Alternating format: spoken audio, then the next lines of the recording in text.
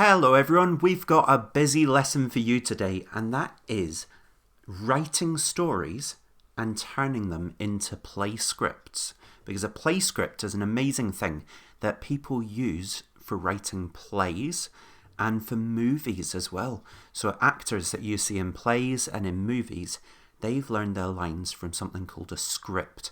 So today we're going to learn about those scripts and make one for ourselves. So let's start off with our learning intention today. Our learning intention is, I am learning to use what I read and listen to create new texts. So that means what I listen to, all of the stories or the story that I'm telling you today, you're going to learn that story because you'll listen to me saying it, and also you'll read it for yourself. And we're going to use that to make our own story and our own play script. That's pretty cool. And our success criteria for this, our first one, is I can write independently, so that's writing on your own, using describing words, adjectives and adverbs. Let's take this mug, which I absolutely love. It's my Donald Duck mug, and it says, I'm not moving. But if I was to describe this mug, I wouldn't just say a mug.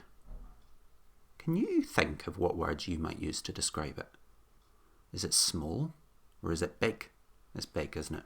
The big blue mug with a picture of Donald Duck on it. So I've used describing words. Big, blue. I've described who's in the picture, or I could describe what Donald Duck looks like as well. So we have got that as our first success criteria. I can write independently using describing words to up-level sentences, so to make the sentences even better, because sometimes we have boring sentences when we're writing that just don't do anything, like I went to school. That's a bit boring. Not going to school, that's always fun, but I went to school. Ugh. I walked along the cobbly street to my school, taking terrified little steps because there was a demon teacher, or something like that. You would make it more interesting using describing words rather than just a boring sentence. So the second success criteria, I can create my own text using features from a text that I read. So I can create my own. I'm going to actually take ideas from what I read, but not just copy it word for word. I'm going to turn it into my own text. And then my third one, I can apply my understanding of what I read to a new style of writing, That's because today we are starting script writing. And this is a wee one-off. You might not be doing it loads and loads, but it's important to know how to write a script. So that's our new style of writing. So first of all, let me read you the story that we're going to be focusing on today. Cat sat on the mat. Meow. Cat sat on the mat. Dad was sad that Cat was on the mat. He needed to take the children to school, but he couldn't open the door. You naughty cat! Meow. Cat did not move. Mum was sad that Cat was on the mat. She needed to get to work, but she couldn't open the door.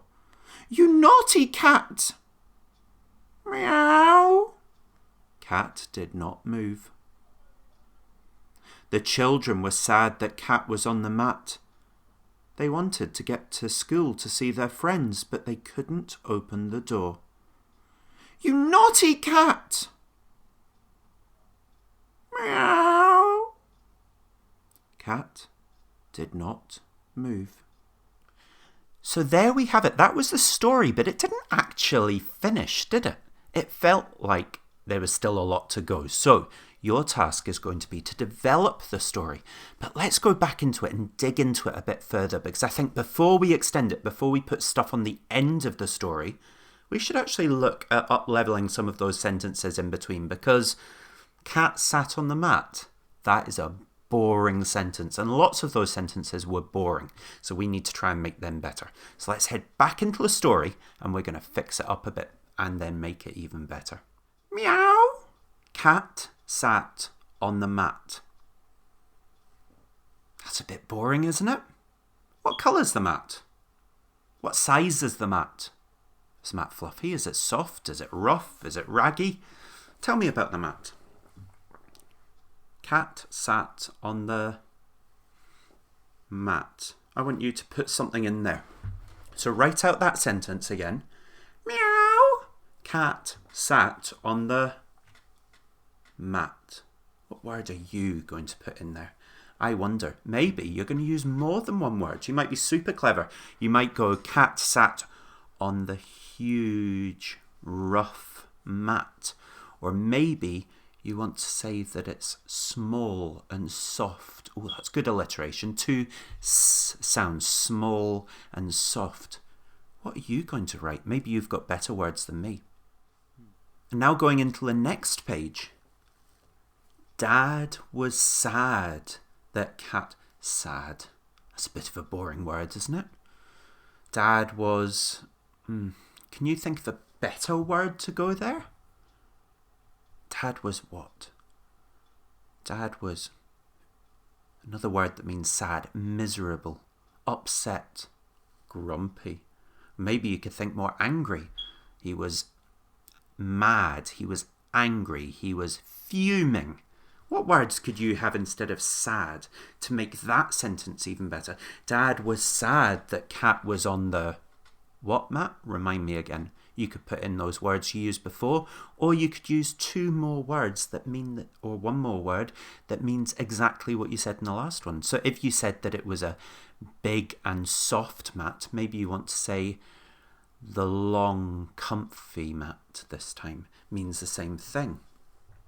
He needed to take the children. How old are the children? Whose children are they? Maybe you could describe those children. He needed to take his 2 young children, his 2 old children, his 2 grumpy children, his 2 naughty children. What words could you use to describe the children? I wonder. I want you to think about that for this page. We could describe the children. We could describe their school if you want. But he couldn't open the... Can we describe the door? What colour's the door? What size is the door? You naughty cat! How did he say it? Did he shout it? Did he just say it? Did he just say, you naughty cat? Or did he shout it at the cat? You naughty cat! You could say, you naughty cat, he shouted. Or maybe he grumped it. You naughty cat! He grumbled. Or he moaned. Think about the words you could put in there and change that page. Pause the video just now. Write this out yourself. Meow. Cat did not move. You could leave that the same, or you might want to say something like, cat stubbornly stayed where he was. You could change up those words if you want, or you can leave them the same. This is your story. Do with it what you will. And on to this next page, we're on about mum. Same thing as with dad. What can you do to change this up? Is there anything on the page you could describe? Is there anything that you think you could make much, much better? Let's see. Pause the video. When I say go, pause the video and have a look, see what you can put in, and then unpause when you're ready to move on to the next page. So 3, 2, 1, pause. Meow. Cat did not move. If you changed this page last time, make sure to change it to the same thing, because this is a recurring theme. It means the same thing's happening over and over again. So you kind of want to use the same words each time this happens, because it builds up that same thing happening as we go. So the cat says, meow, and then I kept it as cat did not move. But what are you going to keep it as? Are you keeping it the same as mine, or did you change it? And now the children. You described those children earlier. So make sure you use the same description or words that mean the same when you're describing the children for this one. But again, change up this page, make it your own, add in detail, make it a better story. And then for the last time, the cat says meow and it doesn't move. Remember to keep that exactly the same as what you had before. But now That's the end of the story as I have it, but it's not the end of the story. What happens next? Does the cat move? Do they manage to get the cat to move? Does the cat not move? Is everyone late for work?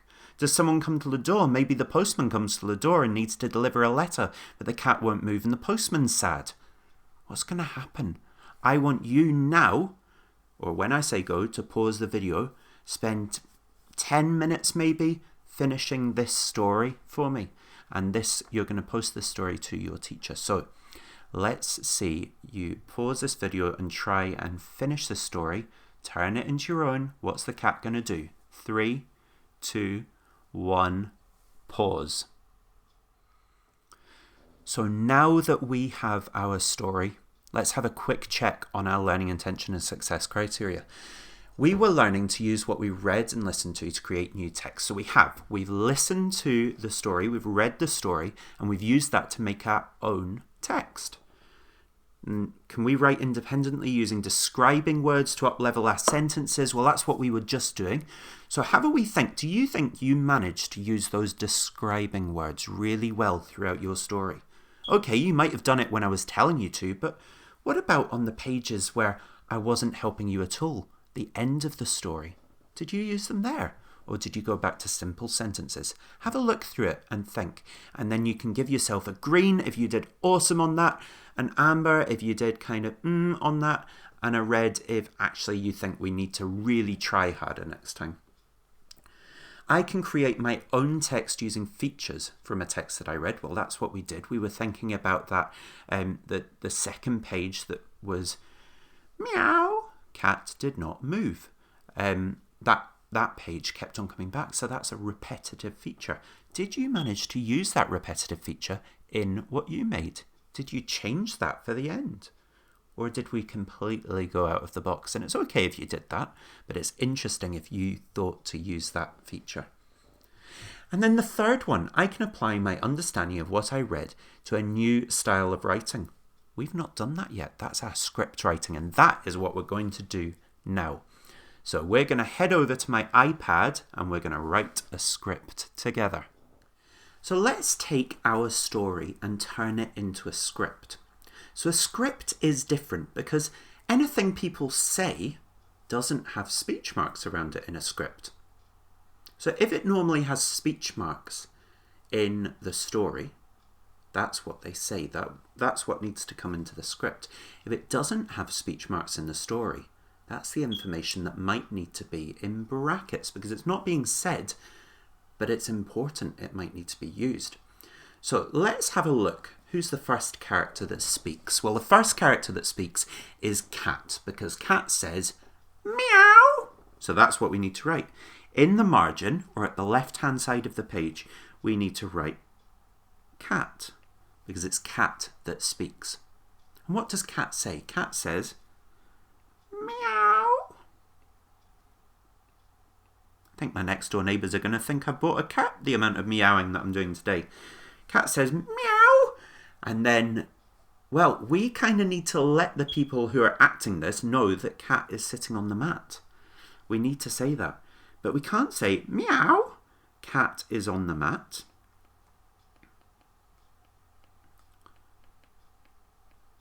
Because if I write it like this, then the person that plays Cat is going to go, meow, Cat is on the mat.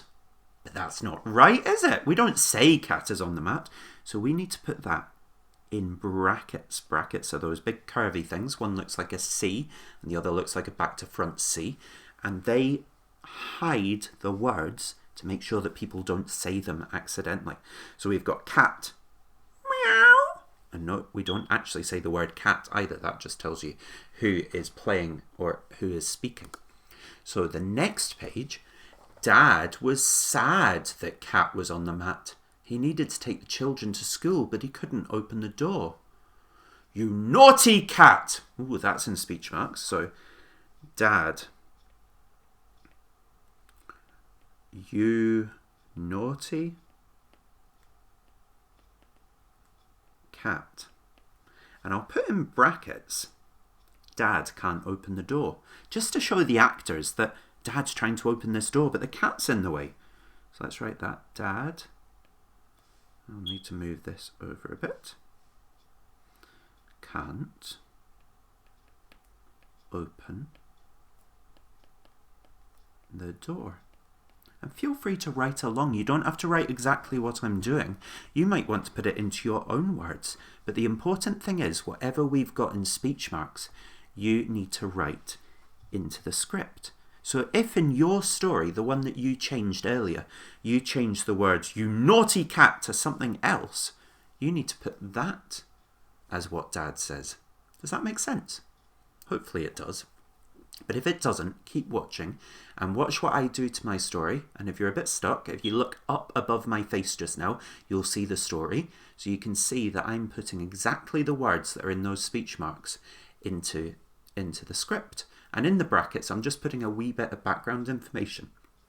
I don't need to write everything there. So on this next page, my one says, "Meow, cat did not move." So actually, I'm just going to write that. Cat, meow. And I'm going to write again in brackets so that the cat doesn't start saying it.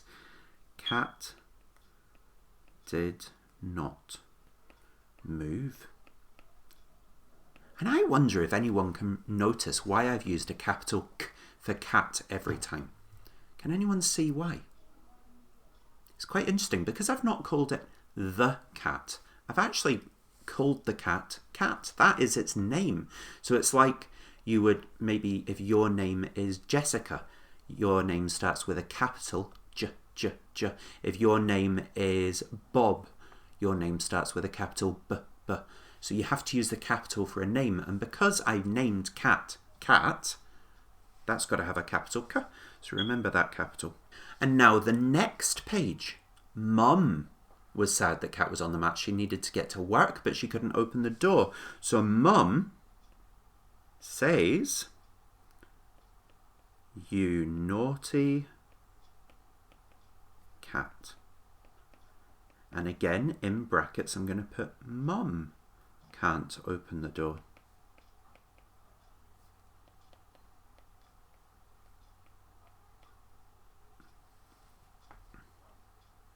So now I've got, "Meow, you naughty cat.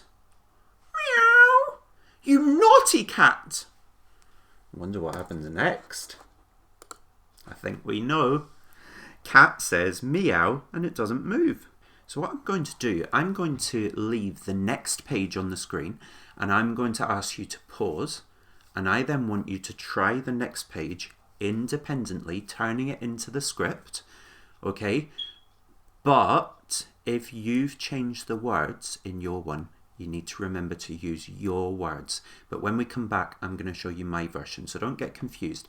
If it's confusing to think about the words you've done and then you're looking at mine, do my one. Okay, just put in my words and then you'll know if you've got it right or not.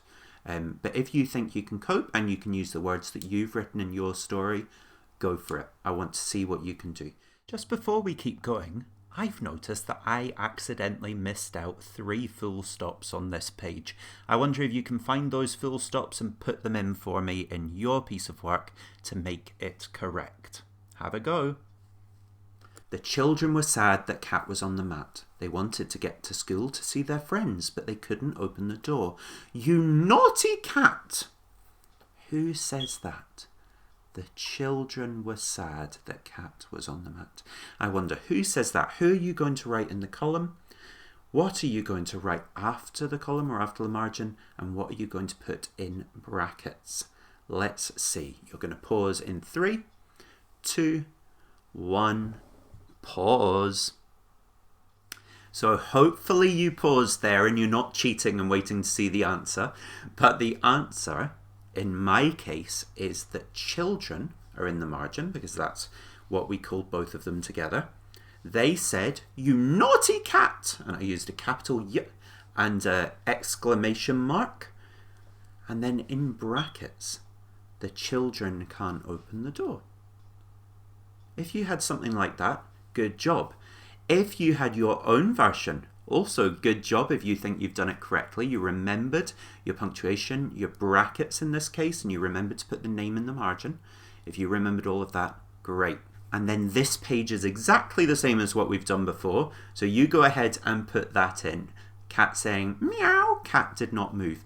And after you've done this page, you've then got the rest of your story. Whatever you did to finish your story, that now needs to become a script. And so, boys and girls, once you've finished writing your script and you've got your story, can you send them both to your teacher, please, so that they can see your story and your script side by side, and then they'll be able to see that you've been successful in up-leveling sentences, that you've been successful in creating your own story, and you've been successful in turning your story into a script.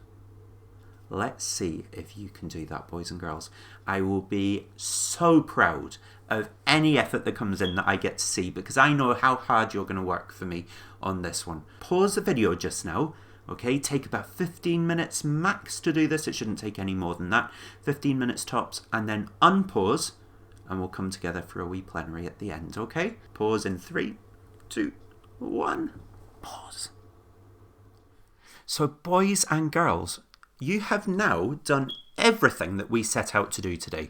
We have written independently using those describing words, and you've already self-assessed that. We have created our own text using features from a text that we read, and now we've applied that to making a script, to making our new style of writing.